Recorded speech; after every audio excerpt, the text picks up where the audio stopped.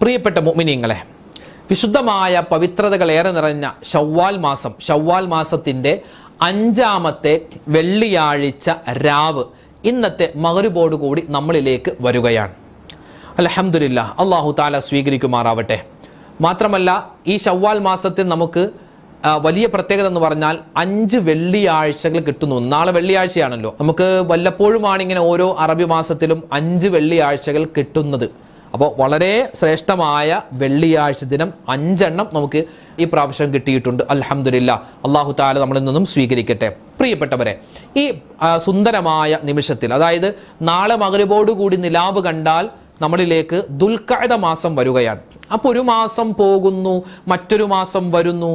അങ്ങനെ നിൽക്കുന്ന ഈ സമയത്ത് നമ്മൾ ഇൻഷാ അല്ലാഹ് ഒരു പ്രാവശ്യമെങ്കിലും ഇന്ന് പറയുന്ന സ്വലാത്ത് ചൊല്ലിയിരിക്കണം. ഈ സ്വലാത്തിൻ്റെ പൂർണ്ണമായിട്ടുള്ള രൂപവും അത് ചൊല്ലിയാൽ കിട്ടുന്ന നേട്ടവും ഇന്നത്തെ ക്ലാസ്സിൻ്റെ തുടക്കം തന്നെ നമുക്ക് കേൾക്കാം, പഠിക്കാം. കൂട്ടത്തിൽ അള്ളാഹുവിൻ്റെ കോപം, അള്ളാഹുവിൻ്റെ ദേഷ്യം അത് ഉണ്ടായാൽ നമ്മുടെ ജീവിതം തന്നെ താറുമാറാകും, പ്രശ്നത്തിലാകും. അപ്പോൾ അള്ളാഹുവിൻ്റെ കോപം സദാസമയം കിട്ടിക്കൊണ്ടിരിക്കുന്ന 4 ഹതഭാഗ്യന്മാരുണ്ട്. അവരാരാണെന്നും അതിൽ നിന്ന് എങ്ങനെയാണ് നമുക്ക് രക്ഷപ്പെടാൻ സാധിക്കുക എന്നും ഇന്നത്തെ ക്ലാസ്സിൽ കേൾക്കുന്നതോടൊപ്പം തന്നെ അള്ളാഹുവിൻ്റെ കോപം കിട്ടാതിരിക്കാൻ ചൊല്ലേണ്ട അത്ഭുതകരമായ ഒരു ഇസ്മും ഇന്നത്തെ ക്ലാസ്സിൽ നമുക്ക് കേൾക്കാം. അവസാനം വരെ ക്ലാസ് കേൾക്കണേ, മറ്റുള്ളവർക്ക് എത്തിച്ചു കൊടുക്കാൻ വിട്ടുപോകണ്ട. അള്ളാഹു സ്വീകരിക്കട്ടെ. ആമീൻ. അസ്സലാമു അലൈക്കും വറഹ്മത്തുള്ളാഹി വബറകാതുഹു. ബിസ്മില്ലാഹിർ റഹ്മാനിർ റഹീം. അൽഹംദുലില്ലാഹി റബ്ബിൽ ആലമീൻ. അല്ലാഹുമ്മ സ്വല്ലി അലാ സയ്യിദിനാ മുഹമ്മദിൻ വഅലാ ആലിഹി വസ്വഹ്ബിഹി അജ്മഈൻ. അമ്മാ ബഅദ്. ബഹുമാന സ്നേഹം നിറഞ്ഞ മുഅ്മിനീങ്ങളെ, അല്ലാഹു റബ്ബുൽ ഇസ്സത്ത് നമ്മളെല്ലാവരെയും സ്വീകരിക്കട്ടെ, പടച്ചവൻ ഖബൂലാക്കുമാറാവട്ടെ. നമ്മൾ ചെയ്യുന്ന അമലുകൾ, നമ്മുടെ നിസ്കാരം, നോമ്പ്, നമ്മുടെ സക്കാത്ത്, നമ്മുടെ ഖുർആൻ പാരായണം, സ്വതക്കകൾ, മറ്റുള്ളവർക്ക് വേണ്ടി ചെയ്യുന്ന എന്തെല്ലാം നന്മകളുണ്ട് എല്ലാം അല്ലാഹു തആല അതിൻ്റെ പോരായ്മകൾ പരിഹരിച്ച് സ്വീകരിക്കുമാറാവട്ടെ. അല്ലാഹു തആല അർഹമായ പ്രതിഫലം നമ്മൾ ചെയ്യുന്ന ഓരോ അമലുകൾക്കും നൽകുമാറാവട്ടെ. ആമീൻ യാ റബ്ബൽ ആലമീൻ. ഒരുപാട് ആളുകൾ അൽഹംദുലില്ലാഹ് ദുആ വസിയത്തുകൾ ഒരുപാട് ഏൽപ്പിക്കുന്നുണ്ട്. ഇപ്പോൾ ഓരോ സ്ഥലത്തുമൊക്കെ ചെല്ലുമ്പോൾ നമ്മുടെ ക്ലാസ്സുകൾ കേൾക്കാറുണ്ട്.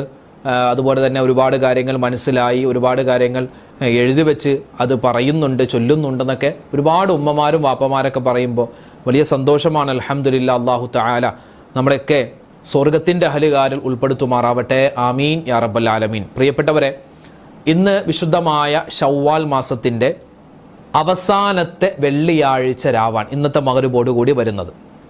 മാത്രമല്ല, ഷവ്വാൽ മാസത്തിൻ്റെ 5-ാമത്തെ വെള്ളിയാഴ്ച രാവാണ് ഇന്നത്തെ മഗ്‌രിബോടുകൂടി വരുന്നത്. നമുക്കറിയാം, നിങ്ങൾ ഓർക്കുന്നുണ്ടാകും, നമ്മുടെ ഈ ഷവ്വാൽ മാസം തുടങ്ങിയതൊരു വെള്ളിയാഴ്ചയാണ് അല്ലേ? നമ്മുടെ കഴിഞ്ഞ ചെറിയ പെരുന്നാൾ വെള്ളിയാഴ്ചയും ഒരൊറ്റ ദിവസമായിരുന്നു. അപ്പോൾ അങ്ങനെ നാളെ ഷവ്വാൽ 29ആണ്. അപ്പോൾ 5 വെള്ളിയാഴ്ച നമുക്ക് ഈ ഷവ്വാൽ മാസത്തിൽ കിട്ടിയിട്ടുണ്ട്. അൽഹംദുലില്ലാഹ്. അപ്പോൾ ഓരോ വെള്ളിയാഴ്ചയിലും നമ്മൾ ഒരുപാട് സ്വലാത്തുകളും ദിക്റുകളൊക്കെ പറഞ്ഞിട്ടുണ്ട്. അല്ലാഹു തആല സ്വീകരിക്കട്ടെ. ആമീൻ യാ റബ്ബൽ ആലമീൻ. അപ്പോൾ ഇന്ന് ഷവ്വാൽ 28ആണ്. നാളെ ഷവ്വാൽ 29ആണ്. നാളെ മഗ്‌രിബോടുകൂടി നിലാവ് കണ്ടാൽ, പിറ കണ്ടാൽ നമ്മൾ എന്തിലേക്ക് പ്രവേശിക്കും? ദുൽഖഅദ മാസത്തിലേക്ക് പ്രവേശിക്കും. ഇനി നാളെ വെള്ളിയാഴ്ച മഗ്‌രിബോടുകൂടി നിലാവ് കണ്ടില്ലെങ്കിൽ നമ്മൾ ഇൻഷാ അല്ലാഹ് മറ്റന്നാൾ ശനിയാഴ്ച ഈ ഷവ്വാൽ മാസം 30 പൂർത്തിയാക്കി ഞായറാഴ്ച നമ്മൾ ദുൽഖഅദ 1ലേക്കായിരിക്കും പ്രവേശിക്കുക. അപ്പോൾ നാളെ മഗ്‌രിബോടുകൂടി നിലാവ് കണ്ടാൽ നമ്മൾ ദുൽഖഅദ മാസത്തിലേക്ക് പ്രവേശിക്കുകയാണ്. ദുൽഖഅദ മാസം ഒരുപാട് നേട്ടങ്ങൾ നമുക്ക് കൊയ്തെടുക്കാൻ പറ്റുന്ന, ഒരുപാട് ശ്രേഷ്ഠതകളുള്ള ഒരു മാസമാണ് ദുൽഖഅദ മാസം. ഏറ്റവും വലിയ ശ്രേഷ്ഠത എന്ന് പറഞ്ഞാൽ അള്ളാഹു ആദരിച്ച, ബഹുമാനിച്ച 12 മാസങ്ങളിലെ 4 മാസങ്ങൾ, ആ 4 മാസത്തിൽ ഒരു മാസമാണ് ദുൽഖഅദ മാസം. ദുൽഖഅദ മാസം, ദുൽഹിജ്ജ മാസം, മുഹറം മാസം, റജബ് മാസം, ഈ 4 മാസങ്ങളെയാണ് അല്ലാഹു തആല സ്പെഷ്യലായി ആദരിച്ചിട്ടുള്ളത്, ബഹുമാനിച്ചിട്ടുള്ളത്. അതുകൊണ്ട് തന്നെ ആ മാസത്തെ ബഹുമാനിക്കലും ആദരിക്കലൊക്കെ മുസ്ലിമീങ്ങളായ, മുഅ്മിനീങ്ങളായ നമ്മുടെ മേൽ ബാധ്യതയാണ്. അതുകൊണ്ടാണല്ലോ ഈ മാസത്തിൽ ഹജ്ജ്, അല്ലെ, ഹജ്ജ് ഏറ്റവും വലിയ പ്രവൃത്തിയാണ്, ഏറ്റവും പുണ്യമുള്ള അമലാണ്. ആ ഹജ്ജിന്റെ ഒരുക്കങ്ങൾ നടക്കുന്ന മാസം കൂടിയാണ് ഈ വിശുദ്ധമായ ദുൽഖഅദ മാസം. ഇൻഷാ അല്ലാഹ് നാളെ വെള്ളിയാഴ്ച നമുക്ക് ദുൽഖഅദ മാസത്തിന്റെ പ്രത്യേകത എന്തൊക്കെയാണ്, ദുൽഖഅദ മാസത്തിൽ ചെയ്യേണ്ട കാര്യങ്ങൾ എന്തൊക്കെയാണ്, ദുൽഖഅദ മാസത്തിൽ പറയേണ്ട ദിക്റുകൾ ഏതൊക്കെയാണ്, ദുൽഖഅദ മാസത്തിന്റെ ഒരു 9 പ്രത്യേകതകളുണ്ട്. അതൊക്കെ ഇൻഷാ അല്ലാഹ് നാളത്തെ ക്ലാസ് നമുക്ക് വിശദമായിട്ട് പറയാം. അല്ലാഹു റബ്ബുൽ ഇസ്സത്ത് ഖബൂൽ ചെയ്ത് അനുഗ്രഹിക്കുമാറാവട്ടെ. ഇന്ന് ശവ്വാൽ മാസം 28 ആണ്, നാളെ ശവ്വാൽ 29 ആണ്. നാളെ മഗ്രിബോട് കൂടി നിലാവ് കണ്ടാൽ പറയേണ്ട ദിക്റുകളൊക്കെ ഉണ്ട്. അതുപോലെ ദുആയുണ്ട്, അല്ലാഹുമ്മ അഹില്ലഹു അലൈനാ ബിൽ അംനി വൽ ഈമാൻ എന്നുള്ള ദുആ നമ്മൾക്കറിയാമത്. അതുപോലെ സൂറത്തുൽ മുൽക്കിന്റെ പാരായണം, അതൊക്കെ ഇൻഷാ അല്ലാഹ് നാളെ മഗ്രിബോട് കൂടി ശ്രദ്ധിക്കുക. ഇന്നിപ്പോൾ വെള്ളിയാഴ്ച രാവാണ്, ഇൻഷാ അല്ലാഹ് സൂറത്തുൽ കഹഫിന്റെ പാരായണം മറന്നു പോവണ്ട. ഇന്ന് വ്യാഴാഴ്ച അസറിന് ശേഷം നഖം വെട്ടാനുള്ളവരൊക്കെ നഖം വെട്ടുക. അതെന്താണ്, വ്യാഴാഴ്ച അസറിന് ശേഷം നഖം വെട്ടിയാൽ വെള്ളപ്പാണ്ട് രോഗത്തെ തൊട്ടും അതുപോലുള്ള മറ്റ് മാരകമായ അസുഖങ്ങളെ തൊട്ടുള്ള കാവലൊക്കെ അല്ലാഹു താല തരുമെന്ന് മഹാന്മാരെ രേഖപ്പെടുത്തി വെക്കുന്നുണ്ട്. അല്ലാഹു താല എല്ലാ രോഗങ്ങളെ തൊട്ടും നമ്മളെ കാത്തുരക്ഷിക്കുമാറാവട്ടെ. ആമീൻ യാ റബ്ബൽ ആലമീൻ. ഈ സ്വലാത്തുകൾ നമ്മളിപ്പോൾ വെള്ളിയാഴ്ച രാവിലും വ്യാഴാഴ്ചത്തെ ക്ലാസ്സിലും വെള്ളിയാഴ്ചത്തെ ക്ലാസ്സിലൊക്കെ നമ്മൾ ഭൂരിഭാഗം പറയുന്നത് സ്വലാത്തുകളാണ്. പല പല സ്വലാത്തുകൾ, ആ സ്വലാത്ത് ചൊല്ലിയാൽ കിട്ടുന്ന പ്രതിഫലങ്ങൾ, ആ സ്വലാത്തുകളുടെ അർത്ഥം എന്താണ്, അങ്ങനെയൊക്കെയാണ് നമ്മൾ വിശദീകരിച്ചു വരുന്നത്. ഇന്ന് നമ്മൾ പറയുന്നത് സ്വലാത്തുൽ ഫാത്തിഹ. നമുക്കറിയാമല്ലോ, ഒരു പ്രാവശ്യം ചൊല്ലിയാൽ 6 ലക്ഷത്തോളം സ്വലാത്ത് ചൊല്ലിയ പ്രതിഫലം കിട്ടുന്ന ഒരു സ്വലാത്താണ് സ്വലാത്തുൽ ഫാത്തിഹ. നമുക്കൊക്കെ അറിയാവുന്ന സ്വലാത്താണ്, നമ്മളെപ്പോഴും ചൊല്ലുന്ന സ്വലാത്ത്. നമുക്കൊന്ന് ചൊല്ലിയാലോ? ഒന്ന് ചൊല്ലിക്കേ. അല്ലാഹുമ്മ സ്വല്ലി വസല്ലിം അലാ സയ്യിദിനാ മുഹമ്മദിൻ അൽ ഫാത്തിഹ ലിമാ ഉഗ്ലിഖ വൽ ഖാതിമി ലിമാ സബഖ നാസിറിൽ ഹഖ് ബിൽ ഹഖ് വൽ ഹാദി ഇലാ സിറാത്തിക്കൽ മുസ്തഖീം സല്ലല്ലാഹു അലൈഹി വഅലാ ആലിഹി വസഹബിഹി ഹഖ ഖദ്രിഹി വമിഖ്ദാരിഹിൽ അലീം. ഞാനിപ്പോൾ ചൊല്ലിയത് സ്വലാത്തുൽ ഫാത്തിഹിന്റെ പൂർണ്ണമായിട്ടുള്ള രൂപമാണ്. ഈ സ്വലാത്തുൽ ഫാത്തിഹയിൽ തന്നെ പല രൂപത്തിൽ വന്നിട്ടുണ്ട്. ഇപ്പൊ നമ്മൾ ചൊല്ലിയ രൂപമല്ലാതെ ഇതിന്റെ ചില വാക്കുകളൊക്കെ കുറച്ചിട്ടുള്ള സ്വലാത്തുൽ ഫാത്തിഹ ഉണ്ട്. എങ്ങനെ വേണമെങ്കിലും ചൊല്ലാം, കുഴപ്പമൊന്നുമില്ല. ഇപ്പൊ നമ്മൾ ചൊല്ലിയത് സ്വലാത്തുൽ ഫാത്തിഹിന്റെ പൂർണ്ണമായിട്ടുള്ള രൂപമാണ്. ഒന്നുകൂടി നമുക്ക് ചൊല്ലാം. അല്ലാഹുമ്മ സ്വല്ലി വസല്ലിം അലാ സയ്യിദിനാ മുഹമ്മദിൻ അൽ ഫാത്തിഹ ലിമാ ഉഗ്ലിഖ വൽ ഖാതിമി ലിമാ സബഖ നാസിറിൽ ഹഖ് ബിൽ ഹഖ് വൽ ഹാദി ഇലാ സിറാത്തിക്കൽ മുസ്തഖീം സല്ലല്ലാഹു അലൈഹി വഅലാ ആലിഹി വസഹ്ബിഹി ഹഖ ഖദ്രിഹി വമിഖ്ദാരിഹിൽ അലീം. അൽഹംദുലില്ലാഹ്.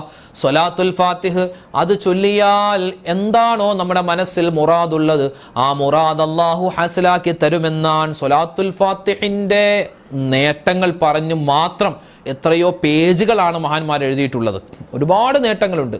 അതിൽപ്പെട്ട ഒരു നേട്ടമാണ് മഹാന്മാർ പറയുന്നു, ഒരു പ്രാവശ്യം സ്വലാത്തുൽ ഫാത്തിഹ ചൊല്ലിയാൽ 6 ലക്ഷം സ്വലാത്ത് ചൊല്ലിയ പ്രതിഫലമാണെന്നാണ്. നബി സല്ലല്ലാഹു അലൈഹി വസല്ലം തങ്ങളെ സ്വപ്നത്തിൽ കാണാൻ പറ്റിയ സ്വലാത്താണ്. അൽഹംദുലില്ലാഹ്. ഒരു പ്രാവശ്യം നമുക്ക് ചൊല്ലാം. ഒന്നും കൂടി ചൊല്ലിക്കും.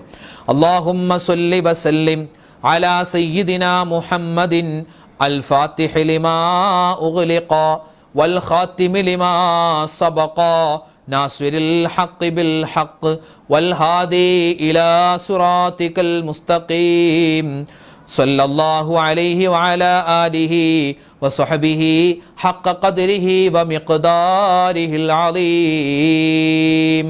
അൽഹംദുലില്ലാഹ്. അല്ലാഹു തആല സ്വലാത്തുൽ ഫാത്തിഹ നിത്യമാക്കി അതുവഴി എന്തെല്ലാം നേട്ടങ്ങളുണ്ടോ അത് കരസ്ഥമാക്കുന്ന ഭാഗ്യവാന്മാരിൽ റബ്ബ് നമ്മളെല്ലാവരെയും ഉൾപ്പെടുത്തുമാറാവട്ടെ. ആമീൻ യാ റബ്ബൽ ആലമീൻ. പ്രിയപ്പെട്ട മുഅ്മിനീങ്ങളെ, ഇന്ന് വെള്ളിയാഴ്ച രാവല്ലേ, ഒരു പുതിയ മാസമൊക്കെ നമ്മളിലേക്ക് വരാനിരിക്കുന്ന ഒരു സമയം കൂടിയാണ്. ദുൽഖഅദ മാസമൊക്കെ നമ്മളിലേക്ക് വരാനിരിക്കുകയാണ്. ഈ സമയത്ത് പറയട്ടെ, 4 വിഭാഗം ആളുകൾ, ഈ 4 വിഭാഗം ആളുകളിലെങ്ങാനും ഞാനോ നിങ്ങളോ പെട്ടുപോയാൽ നമ്മുടെ ജീവിതം തന്നെ മുടിഞ്ഞു പോകുമെന്നാണ്. എന്താ ഉസ്താദേ അങ്ങനെ പറയാനുള്ള കാരണം? ഇൻഷാ അല്ലാഹ് നമുക്ക് ശേഷം പറയാം. മഹാന്മാർ പറയുന്നു, 4 തിന്മകൾ അത് നമ്മൾ വളരെയധികം സൂക്ഷിക്കണം. ഈ 4 തിന്മകൾ നമ്മുടെ ജീവിതത്തിൽ ഉണ്ടായാൽ അള്ളാഹുവിൻ്റെ കോപം, അള്ളാഹുവിൻ്റെ ശാപം നമുക്കുണ്ടാകുമെന്നാണ്. ഇവിടെ മഹാന്മാർ പറയുന്നു, അർബഅത്തുൻ യുസ്ബിഹൂന ഫീ ഗളബില്ലാ വയുംസൂന ഫീ സഖത്തില്ലാ. രാവിലെയും വൈകിട്ടും അള്ളാഹുവിൻ്റെ കോപത്തിലായിരിക്കും, ശാപത്തിലായിരിക്കും 4 വിഭാഗം ആളുകൾ. അള്ളാഹുവിൻ്റെ കോപം, അതിനെ തൊട്ടുള്ള കാവലാണല്ലോ എല്ലാ നമസ്കാരത്തിലും നമ്മൾ പറയുന്നത്, അല്ലേ? നമ്മൾ ഫാത്തിഹ ഓതുമ്പോൾ ഗൈറിൽ മഗ്ദൂബി അലൈഹിം, അള്ളാഹുവേ നിന്റെ കോപത്തിന് ഇരയായവരല്ല. അള്ളാഹിന്റെ കോപം വന്നാൽ, അള്ളാഹുവിന്റെ ദേഷ്യം നമുക്ക് കിട്ടിയാൽ പിന്നെ നമ്മൾ രക്ഷപ്പെടില്ല. അള്ളാഹു കാത്തിരക്ഷിക്കട്ടെ. അള്ളാഹുവിൻ്റെ ഇഷ്ടവും സ്നേഹവുമായിരിക്കണം നമുക്ക് കിട്ടേണ്ടത്. അള്ളാഹുവിൻ്റെ കോപം ഉണ്ടാവാൻ പാടില്ല. അതിനുവേണ്ടിയാണ് നമ്മൾ നിസ്കാരത്തിൽ തന്നെ എത്രയോ പ്രാവശ്യം നമ്മൾ ദ്വാരക്കുന്നു. ഫാത്തിഹയിൽ നമ്മൾ ദ്വാരക്കുന്നുണ്ട് ഗൈറിൽ മഗ്ദൂബി അലൈഹിം വലദ്ദാല്ലീൻ എന്ന്. അതുപോലെ തന്നെ നമ്മൾ അത്തഹിയാത്തിൽ ഇരിക്കുമ്പോൾ അത്തഹിയാത്തും സ്വലാത്തും കഴിഞ്ഞ് ഒരു ദുആ പറയാറുണ്ട്. സ്വലാത്തും സലാമൊക്കെ കഴിഞ്ഞ ഒരു ദുആ, ആ ദുആയിൽ നമ്മൾ പറയും അല്ലാഹുമ്മ ഇന്നി അഊദു ബിക മിൻ അദാബിൽ ഖബ്ർ വമിൻ അദാബിൻ നാർ. അല്ലേ, അല്ലാഹുവേ നിന്റെ നരകത്തിന്റെ അദാബ്, നിന്റെ ഖബറിന്റെ അദാബിനെ തൊട്ടുള്ള കാവൽ തരണേ അല്ലാ എന്ന് നമ്മൾ പറയാറുണ്ട്. അപ്പൊ അല്ലാഹുവിന്റെ കോപം ഉണ്ടാവാതെ സൂക്ഷിക്കണം. ഈ അല്ലാഹുവിന്റെ കോപം ഉണ്ടാവാതെ സൂക്ഷിക്കണം. അതിന് ഒരു ഇസ്മ ഞാൻ പറഞ്ഞു തരാം. ഏതാണ്?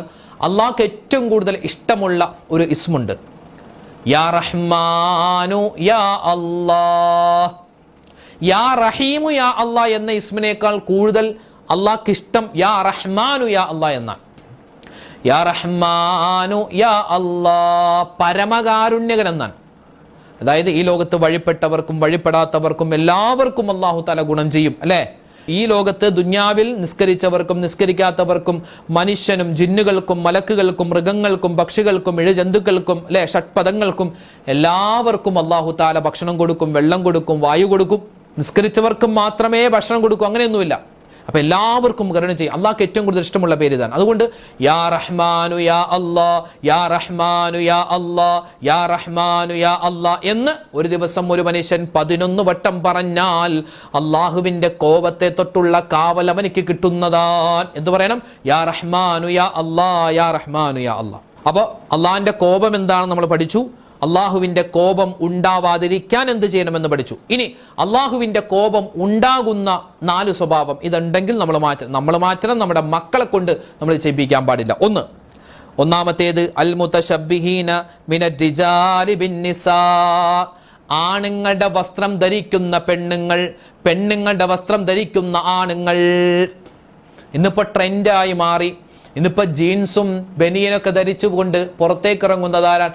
ആൺകുട്ടികളാണോ പെൺകുട്ടികളാണോ? കൂടുതലും പെൺകുട്ടികളാണ്. ആൺകുട്ടികളുടെ വസ്ത്രം ധരിക്കുന്ന പെൺകുട്ടികൾ, പെൺകുട്ടികളുടെ വസ്ത്രം ധരിക്കുന്ന ആൺകുട്ടികൾ അള്ളാഹ്ക്ക് ഇഷ്ടമല്ല. നമുക്കൊരു സ്വത്വം അള്ളാഹു തന്നിട്ടുണ്ട്, അല്ലെ? ആണ്, പുരുഷൻ അല്ലെങ്കിൽ ഒരു സ്ത്രീ. സ്ത്രീക്ക് അവളുടേതായ ഒരു ഇസ്സത്തുണ്ട്, അഭിമാനമുണ്ട്. ആ അഭിമാനം കളഞ്ഞിട്ട് പുരുഷന്റെ ഇതിലേക്ക് വരരുത്. പുരുഷൻ അല്ലാഹു തആല ഒരു അഭിമാനം കൊടുത്തിട്ടുണ്ട്, അത് കളഞ്ഞിട്ട് സ്ത്രീയിലേക്ക് പോകരുത്. പുരുഷനാണെങ്കിൽ പുരുഷനായിട്ട് നിൽക്കുക, സ്ത്രീ ആണെങ്കിൽ സ്ത്രീ ആയിട്ട് നിൽക്കുക. ഇത് ചിലപ്പോൾ ഈ അല്ലാഹു തആല മൂന്നാമതും ചില സൃഷ്ടികളെ അല്ലാഹു തആല സൃഷ്ടിക്കും ചില സമയത്ത്, അല്ലെ? അതാരാണ്? ഹുൻസ എന്ന് പറയും. ഹുൻസ, അതായത് നമുക്കറിയാമല്ലോ, ചിലപ്പോ ശരീരമൊക്കെ ആണുങ്ങളുടേതാവാം, അതുപോലെ തന്നെ അവയവങ്ങൾ ചിലപ്പോൾ പെണ്ണുങ്ങളുടേതാവാം. അങ്ങനെ ജനിക്കുമ്പോൾ തന്നെ അങ്ങനെ എന്താണ്, ആ ആണാണോ പെണ്ണാണോ എന്നുള്ള ആ ഒരു രൂപത്തിൽ ജനിക്കുന്നവരുണ്ട്. അപ്പോൾ അതിനെപ്പറ്റി ഇസ്ലാം പറയുന്നത്, ഇപ്പോൾ ഒരാൾ ജനിക്കുമ്പോൾ അയാൾ ജനിക്കുന്ന സമയത്ത് അയാളുടെ ശാരീരിക പ്രകൃതി നോക്കുക. അപ്പോൾ പുരുഷനിലേക്കാണ് കൂടുതൽ ശാരീരിക പ്രകൃതി ഉള്ളതെങ്കിൽ അയാളെ പുരുഷനായിട്ടാണ് കണക്കാക്കുക. അല്ലെങ്കിൽ സ്ത്രീയിലേക്കാണ് കൂടുതൽ സാമീപ്യമെങ്കിൽ അയാളെ സ്ത്രീയിലേക്കാണ് പരിഗണിക്കുക. ഇന്നിപ്പോൾ പല ട്രെൻഡായി മാറിയിട്ടുണ്ട്. ഞാൻ ആരെയും കുറ്റം പറയല്ല, പക്ഷേ ഇസ്ലാമികമായ നിയമം നമ്മൾ ശ്രദ്ധിക്കണമല്ലോ. ഇന്നിപ്പോൾ ട്രെൻഡായി മാറി എന്ത്, കുറെ നാളൊക്കെ പുരുഷനായിട്ട് ജീവിക്കും, കുറെ നാള് ഒരു 10-20 വയസ്സ് വരെ, 25-30 വയസ്സ് വരെയൊക്കെ ഒരു കുഴപ്പമില്ല, പുരുഷനായിട്ട് തന്നെ ജീവിക്കും. പിന്നെ ഒരു സുപ്രഭാതത്തിലൊരു തോന്നലാണ്, ഞാൻ സ്ത്രീയാണല്ലോ, അല്ലെ? ഞാനൊരു പെണ്ണാണല്ലോ, ഞാനൊരു പെണ്ണായി ജനിക്കേണ്ടവളാണല്ലോ. പിന്നെ സ്ത്രീയുടെ വേഷം ധരിക്കുക, പിന്നെ അതിനു വേണ്ടിയുള്ള ഇഞ്ചക്ഷനൊക്കെ എടുക്കുക. അങ്ങനെ ഒരു സ്ത്രീയായി മാറുന്ന, പുരുഷനായിരുന്നു പക്ഷെ സ്ത്രീയായി മാറുന്ന ഒരു സമ്പ്രദായം, അത് പരിശുദ്ധമായ ഇസ്ലാം പ്രോത്സാഹിപ്പിക്കുന്നില്ല. അതല്ലാതെ ജനിക്കുമ്പോൾ തന്നെ അള്ളാഹുവിന്റെ സൃഷ്ടിപ്പിൽ തന്നെ അങ്ങനെയാണ് എങ്കിൽ നമുക്ക് എന്താണ്, പുരുഷനിലേക്കാണ് ഏറ്റവും കൂടുതൽ സദൃശതയെങ്കിൽ പുരുഷനായിരിക്കും, സ്ത്രീയിലേക്കാണ് ഏറ്റവും കൂടുതൽ സദൃശതയെങ്കിൽ അങ്ങനെയായിരിക്കും. നമ്മുടെ വിഷയം അതല്ല, സാന്ദർഭികമായി ഒന്ന് ഓർമ്മപ്പെടുത്തിയെന്ന് മാത്രം. കൂടുതൽ അതിന്റെ മസാലകളും കാര്യങ്ങളൊക്കെ ഇൻഷാ അല്ലാഹ് മറ്റൊരു അവസരത്തിൽ നമുക്ക് പറയാം. നമ്മുടെ വിഷയം അതല്ല. പറഞ്ഞു വന്നത് എന്താണ്, പുരുഷന്റെ വേഷം ധരിക്കുന്ന സ്ത്രീ, സ്ത്രീന്റെ വേഷം ധരിക്കുന്ന പുരുഷൻ. വേഷം മാത്രമല്ല, രൂപത്തിലും കോലത്തിലുമൊക്കെ. ഇപ്പൊ ചില പുരുഷന്മാരൊക്കെ ഇങ്ങനെ മുടി ഇങ്ങനെ പുറകിലേക്ക് കെട്ടി സ്ത്രീകളെപ്പോലെ മുടി വളർത്തുന്നവരുണ്ട്. അത് ഇസ്ലാം പ്രോത്സാഹിപ്പിക്കുന്നില്ല. അതുപോലെ തന്നെ പുരുഷനെ പോലെ മുടി വെട്ടുന്ന സ്ത്രീകളുണ്ട്, അങ്ങനെയും ഇസ്ലാം ചെറുപ്രായത്തിലൊക്കെ നമ്മൾ അങ്ങനെ പെൺകുട്ടികളെ വെട്ടുമെങ്കിലും മുതിർന്നാൽ അങ്ങനെ വെട്ടാൻ പാടില്ല എന്നാണ്. സ്ത്രീക്ക് അതിൻ്റെതായ ആ മുടി ഇങ്ങനെ പുറകിലേക്ക് കിടക്കുമ്പോഴാണ് അതിൻ്റെ സൗന്ദര്യം. അത് നമുക്ക് ഞാൻ പറയാതെ തന്നെ അറിയാമല്ലോ. അപ്പോൾ പുരുഷനിലേക്ക് സദൃശമാവണ്ട സ്ത്രീ, സ്ത്രീയിലേക്ക് സദൃശമാവണ്ട പുരുഷൻ. ആ ഒരു അള്ളാഹു ഏത് രൂപത്തിലാണ് സൃഷ്ടിച്ചിട്ടുള്ളത് ആ രൂപത്തിൽ തന്നെ പോവലാണ് വേണ്ടത് കേട്ടോ. ഇനി രണ്ടാമത്തെ കാര്യം, അപ്പൊ അങ്ങനെ നേരെ എതിര് പ്രവർത്തിച്ചാൽ അതെന്തായി മാറും? അള്ളാഹുവിന്റെ കോപം, അള്ളാഹുവിന്റെ ശാപം ഉണ്ടാകുമെന്നാണ്. സ്ത്രീക്ക് സ്ത്രീയുടേതായ മഹത്വമുണ്ട്, പുരുഷന് പുരുഷന്റേതായ മഹത്വമുണ്ട്. ആ മഹത്വം അനുസരിച്ച് മുന്നോട്ട് പോകണം. രണ്ടാമത്തേത് ആഖുൽ വാലിദൈൻ, മാതാപിതാക്കളെ ബുദ്ധിമുട്ടിക്കുന്നവർ, ഉമ്മാനെയും ബാപ്പാനെയും ബെടങ്ങേറാക്കുന്നവർ, അവരും സൂക്ഷിക്കണേ. മാതാപിതാക്കളുടെ പൊരുത്തം വാങ്ങാതെ അവരെത്ര നിസ്കരിച്ചാലും നോമ്പ് പിടിച്ചാലും അള്ളാഹ്ക്ക് ആ ഇബാദത്തൊന്നും വേണ്ട, അവർക്ക് സദാസമയം അള്ളാഹുവിന്റെ ശാപം കിട്ടിക്കൊണ്ടിരിക്കും. അതുകൊണ്ട് മാതാപിതാക്കളുടെ പൊരുത്തം നമ്മൾ വാങ്ങണം അല്ലെ. മഹാനായ മൂസാ നബി അലൈഹിസ്സലാത്തു വസ്സലാം അള്ളാഹിനോട് ചോദിക്കുന്നുണ്ട്, അള്ളാഹുവേ സ്വർഗത്തിൽ കടക്കാനുള്ള എളുപ്പവഴി എന്താ?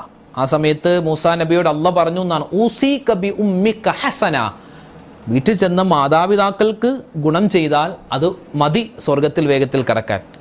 മൂസാ നബി രണ്ടാമത് ചോദിക്കുന്നുണ്ട്, അതെനിക്ക് മനസ്സിലായ ഒന്നാമത്തെ കാര്യം അതാണ്. രണ്ടാമത് വേറെ ഒരു കാര്യം, അപ്പോഴും അള്ളാഹു പറഞ്ഞത് ഊസീക ബി ഉമ്മിക ഹസന. 3, 4, 5, 6, 7 പ്രാവശ്യം മൂസാ നബി ചോദിച്ചു എന്നാണ്. അപ്പോഴൊക്കെ അള്ളാഹ് പറഞ്ഞത് ഊസീക ബി ഉമ്മിക ഹസന, ഉമ്മാക്ക് നല്ലത് ചെയ്യുക, വാപ്പാക്ക് ഗുണം ചെയ്യുക, എങ്കിൽ സ്വർഗത്തിൽ കടക്കാമെന്നാണ്. ഒരു പ്രവാചകനോട് പോലും അങ്ങനെ പറഞ്ഞെങ്കിൽ നമ്മളൊക്കെ എത്രയോ ശ്രദ്ധിക്കണം. നമ്മുടെ ഉമ്മ വാപ്പ, അള്ളാഹു താല മരണപ്പെട്ട നമ്മുടെ ഉമ്മാക്കും വാപ്പാക്കും അള്ളാഹു സ്വർഗം കൊടുക്കട്ടെ, ജീവിച്ചിരിക്കുന്നവർക്ക് അള്ളാഹു ഖൈറും ബറക്കത്തും കൊടുക്കട്ടെ. ആമീൻ യാ റബ്ബൽ ആലമീൻ. ഇനി മൂന്നാമത്തെ കാര്യം എന്ന് പറഞ്ഞാൽ ദുആ ചെയ്യാൻ മടിയുള്ളവരാണോ എങ്കിൽ ആ മടി മാറ്റിക്കോ, ഇല്ലെങ്കിൽ അള്ളാഹുവിൻ്റെ ശാപം, അള്ളാഹുവിൻ്റെ കോപം നിങ്ങൾക്കുണ്ടാകും. നമ്മൾ നല്ലവണ്ണം ദുആരക്കണം. നമ്മുടെ കാര്യങ്ങളൊക്കെ നമ്മൾ അള്ളാഹിനോട് പറയണം. എല്ലാ കാര്യവും ഉസ്താദിനെ ഏൽപ്പിച്ചു, ഉസ്താദെ നിങ്ങളൊന്ന് ദുആരന്നേക്ക്, ഒരു 500 രൂപ കൊടുത്ത് നിങ്ങൾ അങ്ങോട്ട് ദുആരന്നേക്ക് എന്ന് പറഞ്ഞു പോവലല്ല. ഉസ്താദ് ദുആരക്കും, പക്ഷെ നിങ്ങൾക്കുണ്ടാകുന്ന ആത്മാർത്ഥത ഉസ്താദിന് ഉണ്ടാവണമെന്നില്ല.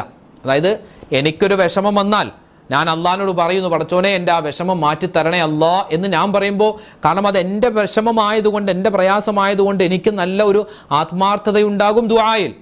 നിങ്ങളൊരു കോടിക്കണക്കിന് പൈസ ഒരു ഉസ്താദിന് കൊടുത്താലും ആ ഉസ്താദ് നിങ്ങളുടെ മനസ്സുപോലെ ദുആരക്കൂല. കാരണം എന്താ? അത് അയാളുടെ പ്രശ്നമല്ലല്ലോ, ഉസ്താദിന്റെ പ്രശ്നമല്ലല്ലോ, നിങ്ങളുടെ പ്രശ്നമല്ല. അതുകൊണ്ട് നിങ്ങളുടെ പ്രശ്നങ്ങൾ അള്ളാഹിനോട് പറയണം. എൻ്റെ പ്രശ്നങ്ങൾ ഞാൻ അള്ളാഹിനോട് പറയണം. നിങ്ങളോട് ദുആരക്കാൻ പറയണം, അതുപോലെ നിങ്ങൾ എന്നോടും ദുആ ചെയ്യാൻ വസിയത്ത് പറയണം. പക്ഷെ അതൊക്കെ ചെയ്യുന്നതോടൊപ്പം തന്നെ സ്വന്തം കാര്യം അള്ളാഹിനോട് ദുആരക്കാൻ വിട്ടുപോകണം. ചില ആളുകൾക്ക് മടിയാൻ കൈയിനെ ഉയർത്താൻ അല്ലേ, ഒരിക്കലും പാടില്ല. കൈകൾ ഉയർത്തി നല്ലവണ്ണം ദ്വാരക്കുക. നമ്മുടെ പ്രശ്നങ്ങൾ പ്രയാസങ്ങളൊക്കെ പടച്ചോനെ നീ മാറ്റി തരണേ അല്ലാ എന്ന് പറഞ്ഞ് ദ്വാരക്കണം. ഇനി നാലാമത്തെ ഒരു വിഭാഗം എന്ന് പറഞ്ഞാൽ ഇബാദത്തുകൾക്ക് ഭയങ്കര മടി. നിസ്കാരം അത് പിന്നെയാവട്ടെ, സക്കാത്ത് അതൊന്നും ഇപ്പോൾ സമയമായിട്ടില്ലല്ലോ, ഹജ്ജ് ഞാൻ വയസ്സായിട്ടില്ല, വയസ്സാകുമ്പോൾ ഹജ്ജിന് പോകും. ഇങ്ങനെ ഓരോ ഇബാദത്തുകളും മടിയോടുകൂടി മാറ്റി വെക്കുന്നവർ അവർക്കും അള്ളാഹുവിൻ്റെ കോപം ഉണ്ടാകുമെന്നാണ്. അള്ളാഹു കാത്തിരക്ഷിക്കട്ടെ. അപ്പോൾ അള്ളാഹുവിൻ്റെ കോപം കിട്ടുന്ന 4 വിഭാഗം ആളുകൾ, അള്ളാഹിൻ്റെ കോപം കിട്ടാതിരിക്കാൻ ചെയ്യേണ്ട കാര്യം, അള്ളാഹുവിൻ്റെ കോപം എന്ന് പറഞ്ഞാൽ എന്താണ്, ഇതൊക്കെ നമ്മൾ വിശദീകരിച്ചു. പിന്നെ സ്വലാത്തുൽ ഫാത്തിഹ, അതിൻ്റെ നേട്ടം പറഞ്ഞു. ആ സ്വലാത്തുൽ ഫാത്തിഹിൻ്റെ പൂർണ്ണമായ രൂപം പറഞ്ഞു. അള്ളാഹു റബ്ബുൽ ഇസ്സത്ത് ഇതൊക്കെ പഠിച്ച് മനസ്സിലാക്കി അമൽ ചെയ്യാൻ പറഞ്ഞ എനിക്കും കേട്ട നിങ്ങൾക്കും അള്ളാഹു തൗഫീഖ് തന്ന് അനുഗ്രഹിക്കുമാറാവട്ടെ.